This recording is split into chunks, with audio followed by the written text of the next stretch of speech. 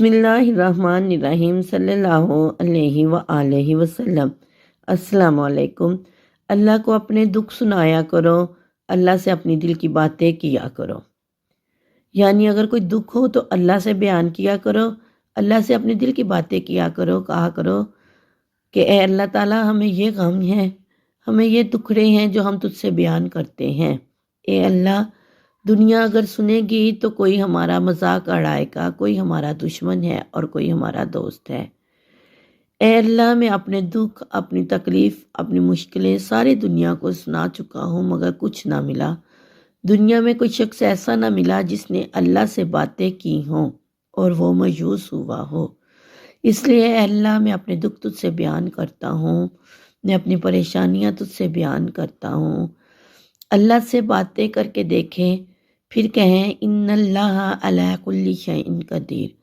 اس آیت کو پڑھیں، اس کا مطلب ہے کہ بے شک اللہ تعالیٰ ہر چیز پر قادر ہے، کہ اللہ ہر چیز کو ممکن بنا سکتا ہے، اس میں کوئی شک نہیں۔ اس عمل کے ذریعے اللہ کے خزانوں سے لے کر تو دیکھیں، غیب سے ملتا ہے۔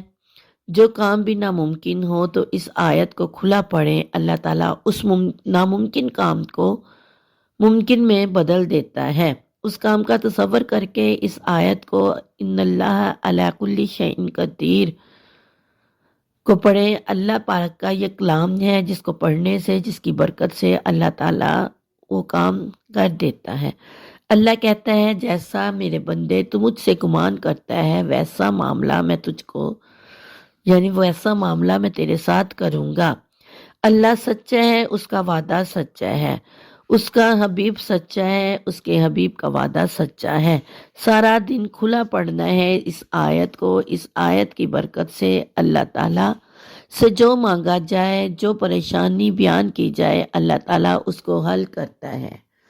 اس آیت کی بہت سی برکتیں ہیں۔ یہ چھوٹی سی آیت ہے جس کے پڑھنے سے اللہ تعالیٰ رزق میں برکت دیتا ہے، پریشانیاں دور ہوتی ہیں، مشکلیں حل ہوتی ہیں، گھریلو جھگڑے ختم ہوتے ہیں۔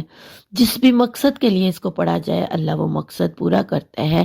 اللہ تعالیٰ ہمیں بھی یہ آیت پڑھنے اور اس کی برکتیں سمیٹنے کی توفیق عطا فرمائے۔